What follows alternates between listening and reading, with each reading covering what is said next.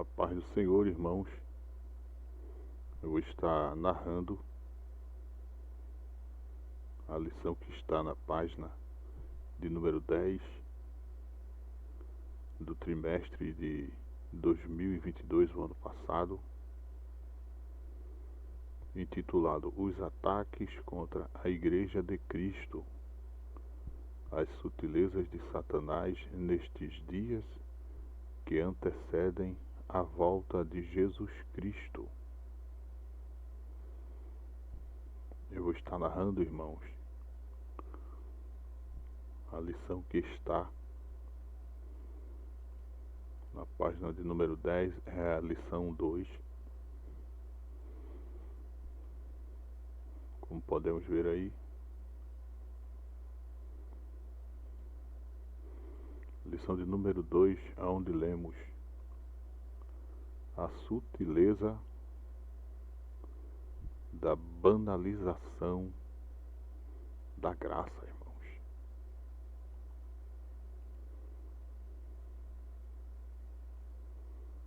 A sutileza da banalização da graça. Eu vou frisar.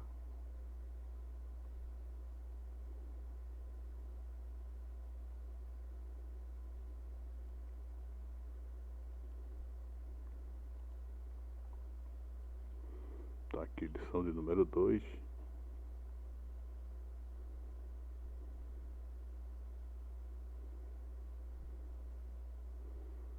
Esse é exemplar da lição. Você pode adquirir pesquisando na internet. É bastante simples. Assim você também vai estar tendo acesso a todo esse conteúdo, que é muito bom. Ou então, você continua acompanhando o canal e você vai estar conhecendo, pois eu estarei lendo as lições ou lições nesse conteúdo. Foi do terceiro trimestre de 2022, comentarista José Gonçalves.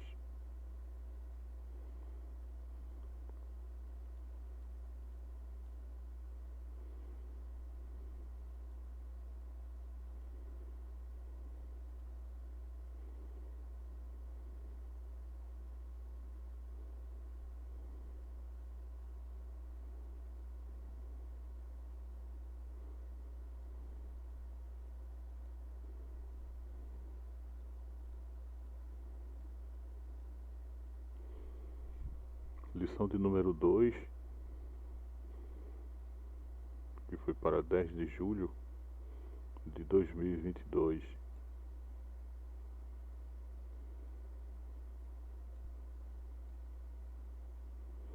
A sutileza da banalização da graça. Texto áureo. Porque pela graça sois salvos, por meio da fé. E isso não vem de vós, é dom de Deus. Efésios capítulo 2, versículo 8.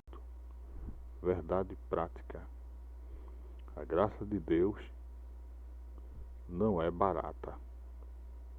Ela requer arrependimento, novo comportamento, ou seja, nova vida em Cristo. Leitura diária. Segunda, 1 aos Coríntios, capítulo 1, versículo 21. Deus achou por bem salvar. Terça, Romanos, capítulo 3, versículo 10. Não há um só justo diante de Deus. Quarta, Gênesis, capítulo 3, versículo 17. A responsabilidade humana. Quinta, Romanos capítulo 5, versículo 12, parte B. Gênesis capítulo 3, versículo 23. A nefasta consequência do pecado. Sexta, 1 a Timóteo capítulo 2, versículo 5. João capítulo 3, versículo 16. A graça de Deus é oferecida a todos. Sábado, Marcos capítulo 16, versículo 16 e João capítulo 6, versículo 47. A graça de Deus é eficaz para quem crer.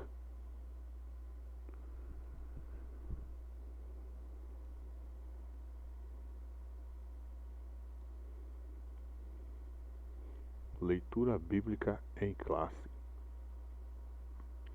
Mas Deus, que é riquíssimo em misericórdia, pelo seu muito amor com que nos amou, estando nós ainda mortos em nossas ofensas, nos vivificou juntamente com Cristo, pela graça sois salvos. E nos ressuscitou juntamente com Ele, e nos fez assentar nos lugares celestiais em Cristo Jesus, para mostrar nos séculos vindouros as abundantes riquezas da sua grandeza, da sua graça, pela sua benignidade para conosco em Cristo Jesus, porque pela graça sois salvos por meio da fé. E isso não vem de vós, é dom de Deus. Não vem das obras, para que ninguém se glorie, porque somos feitura sua, criados em Cristo Jesus para as boas obras, as quais Deus preparou para que andássemos nelas.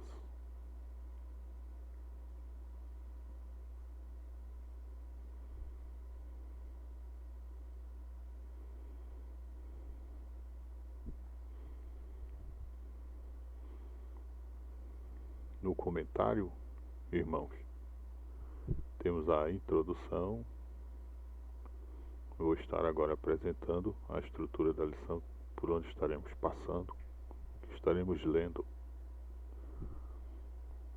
O primeiro tópico fala sobre compreendendo a graça. Primeiro subtópico, a graça é divina. Segundo subtópico, a graça é imerecida. A palavra-chave é banalização. A palavra-chave desta lição, deste conteúdo, é banalização. Temos a sinopse no final de cada tópico comentarístico. E aqui está o segundo tópico, que fala sobre a graça no contexto bíblico, a necessidade da graça.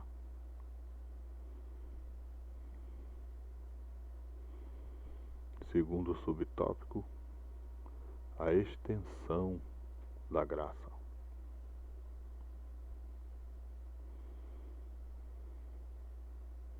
Tem aqui a sinopse do segundo comentário. Como eu já avisei em outros vídeos, eu não leio o conteúdo de apoio para o professor, eu leio apenas o básico da lição, que também é o que consta na lição dos alunos. Continuando, o terceiro tópico fala sobre a graça no contexto da reforma. Primeiro subtópico, a corrupção da doutrina da graça.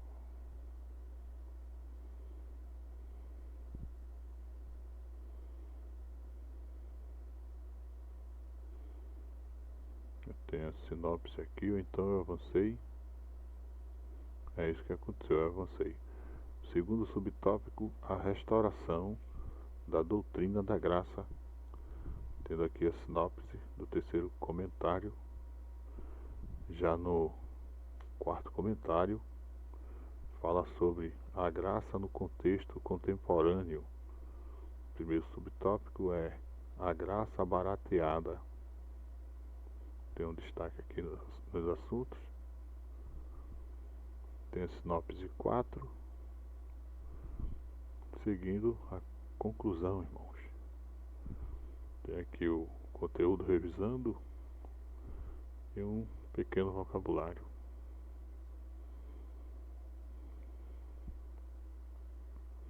Vou agora estar lendo, narrando esta lição, lembrando que a leitura bíblica que fizemos está na Epístola aos Efésios, capítulo 2, do versículo 4 ao 10.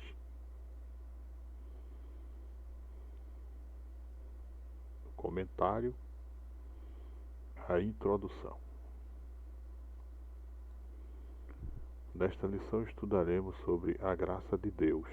Não há dúvidas de que nos últimos anos os cristãos têm demonstrado maior interesse em conhecer melhor a doutrina da graça. Nesse sentido, pode-se dizer que há um despertar da graça. Contudo, para muitos, esse ensino continua ainda ofuscado. Nesse aspecto, pode-se dizer que a doutrina da graça tem sido mal compreendida e, portanto, mal assimilada e, consequentemente, desvirtuada. Muito do que se prega e se ensina como sendo o Evangelho da Graça nada mais é do que uma forma deturpada da graça. É a graça barateada.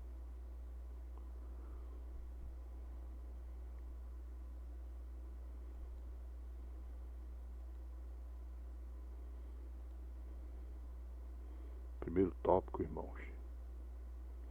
Compreendendo a graça. A graça é divina. Ao se afirmar que a graça é divina, se quer dizer com isso que a sua origem está inteiramente em Deus. Foi Ele quem quis agir com graça. O testemunho bíblico é que aprove a Deus salvar os homens. 1 Coríntios capítulo 1, versículo 21. Isso significa que a origem da graça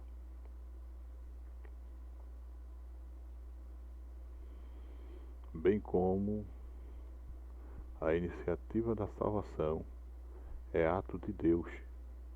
A graça, portanto, tem origem no céu. Ninguém pode salvar a si mesmo.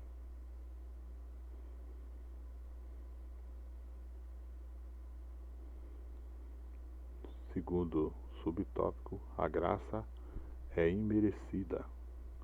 A graça é um favor imerecido.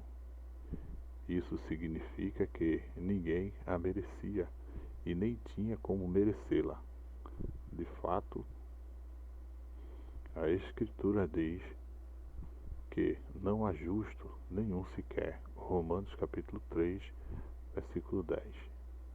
Nossa justiça própria é como trapo de imundícia. Isaías capítulo 64, versículo 6. A nossa condição antes de conhecermos a graça se assemelhava à de alguém que deve uma grande quantia e não tem com que pagar. Lucas capítulo 7, versículo 47, Efésios capítulo 2, versículos 4 e 5.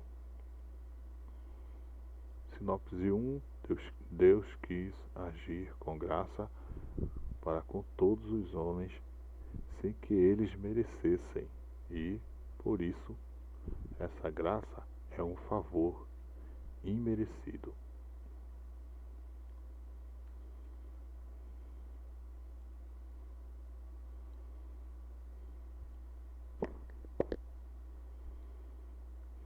Segundo tópico, a graça no contexto bíblico. A necessidade da graça. Uma das doutrinas mais bem definidas e claras nas Escrituras é a referente à queda do homem. O primeiro fato a ser observado é que Adão, o primeiro homem, foi criado como um ser moralmente livre, podendo escolher o que fazer.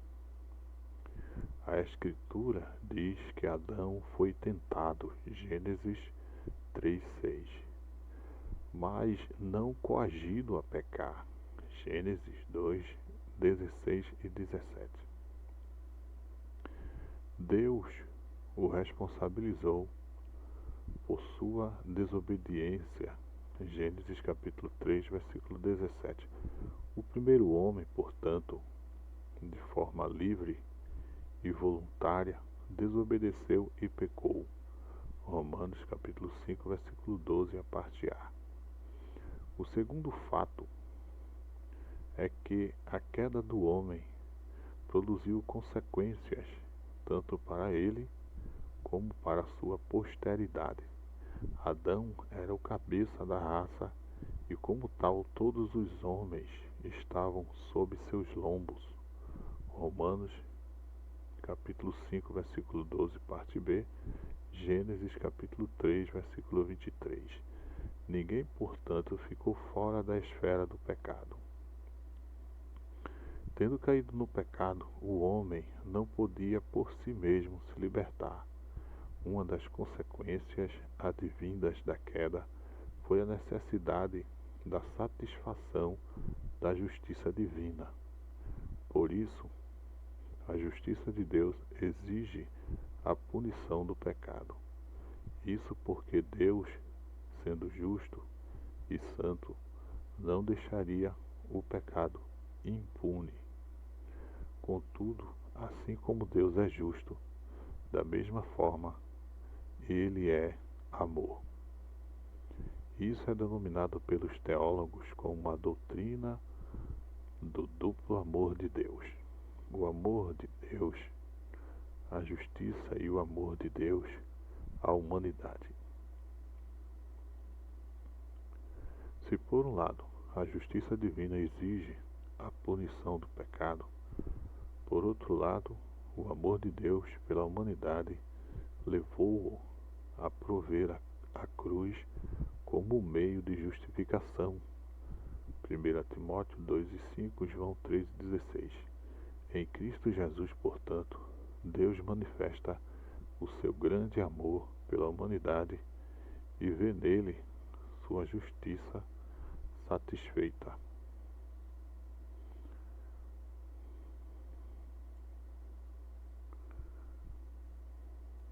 A extensão da graça.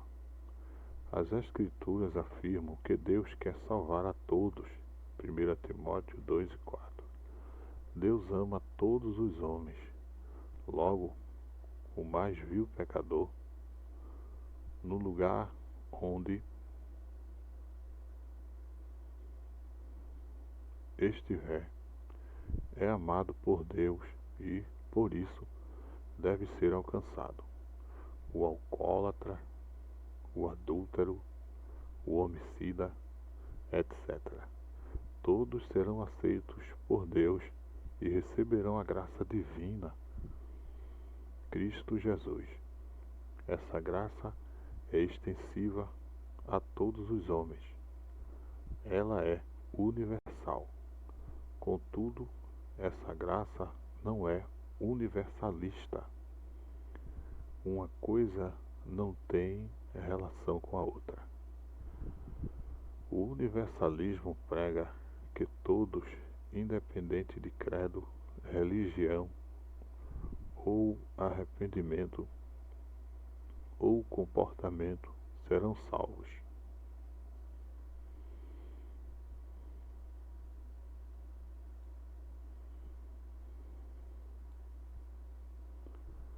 Ao contrário, a graça é universal porque é estendida a todos os homens.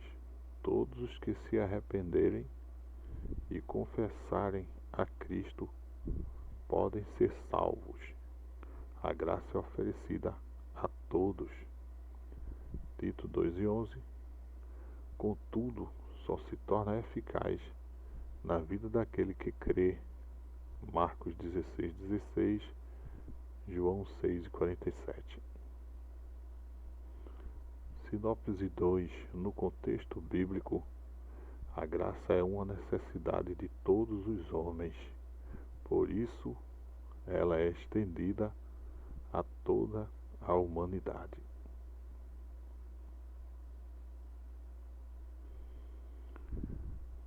Terceiro tópico: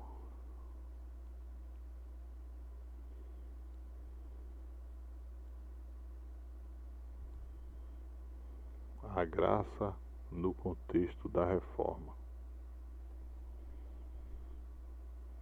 A corrupção da doutrina da graça. O contexto da reforma protestante do século XVI é muito diversificado. Contudo, é possível identificar alguns fatores que contribuíram para o surgimento da reforma. O catolicismo perdia influência e, por isso, surgiu uma reação contra os líderes religiosos por conta de seu baixo nível moral. A rejeição da doutrina católica como válida. Um maior interesse pela educação, que deixa de ser um privilégio dos líderes católicos, e uma maior diversidade doutrinária. De uma forma direta, pode-se afirmar que a reforma surge como uma resposta ao enfraquecimento, deturpação e negação da doutrina da graça, que no período medieval havia sido totalmente desconfigurada. A salvação pelas obras havia substituído a salvação pela fé somente.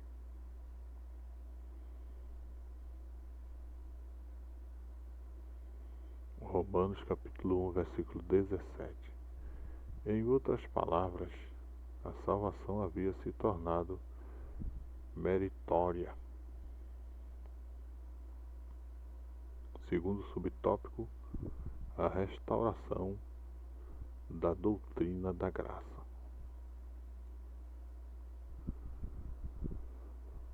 Como foi observada, a reforma, portanto, surge como uma reação à corrupção da doutrina da graça.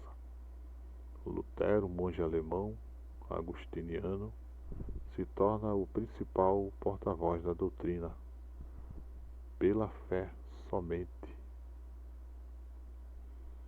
Posteriormente, o lema luterano seria conhecido como uma das 5 solas: sola gratia, só graça.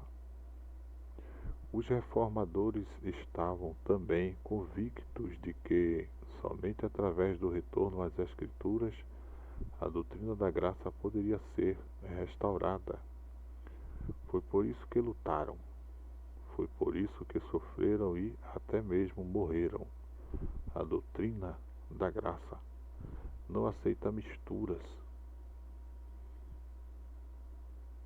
É pela graça somente que somos salvos. Sinopse 3. A graça no contexto da reforma revela 2 realidades: a corrupção da doutrina da graça e a restauração da doutrina da graça.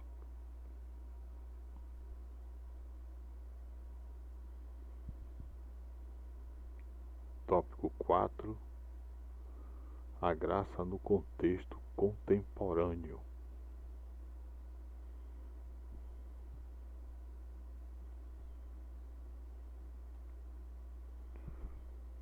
A graça barateada. Há muito, a expressão graça barata foi introduzida na literatura para expressar a vida cristã nominal ou mundanizada. De fato, o evangelho expresso por alguns ensinadores não reflete mais a graça. Parece que quanto mais crescem, menos influência os evangélicos estão causando na sociedade. Urge voltar para o evangelho da genuína graça de Deus.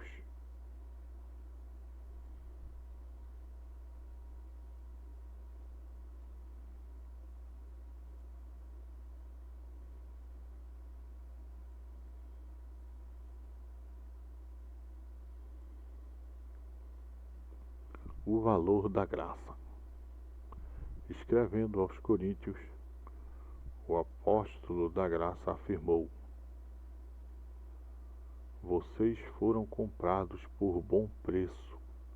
1 aos Coríntios capítulo 7, versículo 23, Nova Almeida atualizada. Temos aqui um destaque, irmãos.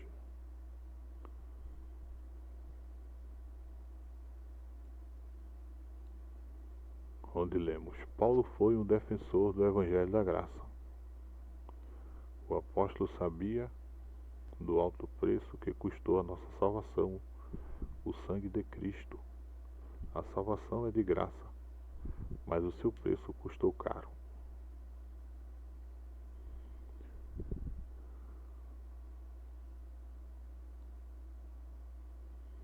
Paulo foi um defensor do Evangelho da Graça. Em seu tempo, ele não aceitou de forma alguma os penduricalhos que alguns cristãos quiseram pôr ao Evangelho.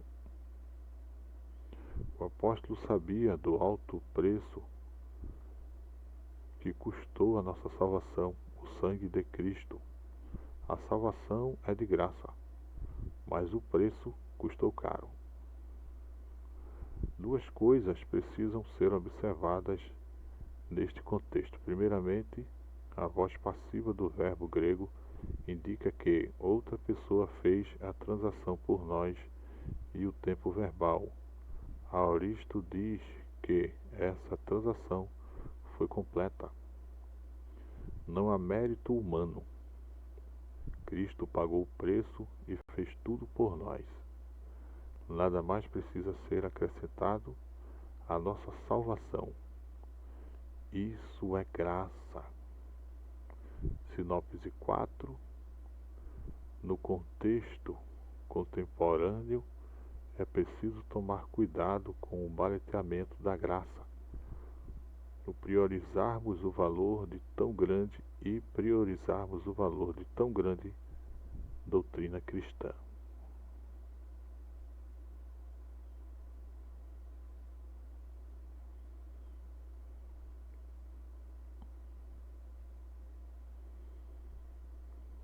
Conclusão, irmãos. Nesta lição, partimos da necessidade de se compreender corretamente o que é a graça de Deus. Vimos como a graça de Deus foi entendida em diferentes contextos. A Bíblia é sempre a régua através da qual qualquer entendimento da doutrina da graça precisa ser medido. Como verberou na Reforma, a Escritura continua ecoando em nossos dias. A salvação é somente pela graça.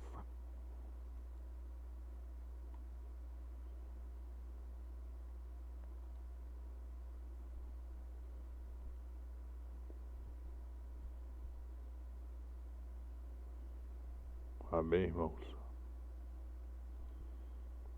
A salvação é somente pela graça. Pela graça somos salvos. E isso não vem de nós. É dom de Deus. Amém? Deus nos abençoe no nome de Jesus. E que essa palavra fique guardada, escondida em nossos corações.